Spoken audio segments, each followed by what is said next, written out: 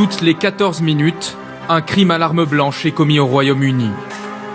Qu'il s'agisse d'un vol violent ou d'un règlement de compte entre bandes rivales. Comme ce jour-là, dans l'est de Londres. Des adolescents tentent d'en découdre, armés de machettes et de couteaux de boucher.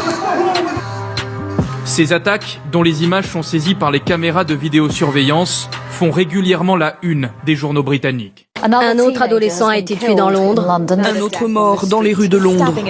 Sarah Armstrong avait 21 ans lorsque sa vie a basculé dans le sud de Londres, en sortant du travail. Elle servait dans un restaurant et venait de terminer son service. Il était environ minuit.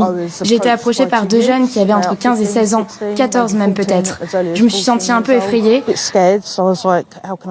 ce moment-là, ils m'ont dit « Donne-moi ton téléphone ». J'ai répondu « Non, je ne vais pas donner mon téléphone à des adolescents ». Et en une fraction de seconde, ils ont sorti leur arme.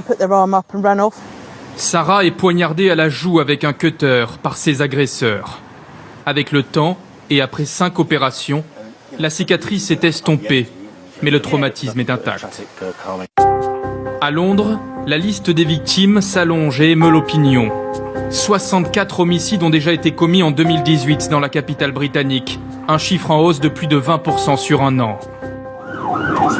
Et même si elle multiplie les saisies d'armes et les arrestations, la police, par la voix de ses plus hauts gradés, va même jusqu'à avouer publiquement son impuissance. C'est aujourd'hui un problème horrible qui a dévasté trop de vies ces derniers mois.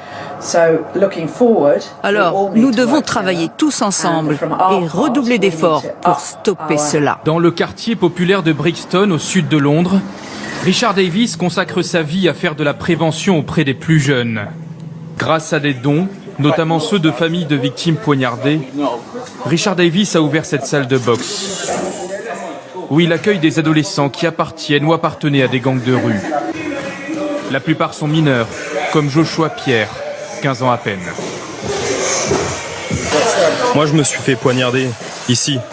J'ai eu le poumon perforé. C'est pas passé loin, ça aurait pu être pire. Ici, ils nous disent de rester à l'écart des problèmes, des gangs, de la drogue, et d'utiliser notre énergie autrement, en nous défoulant pour évacuer notre colère. Parfois, ils font venir des gens qui s'en sont sortis.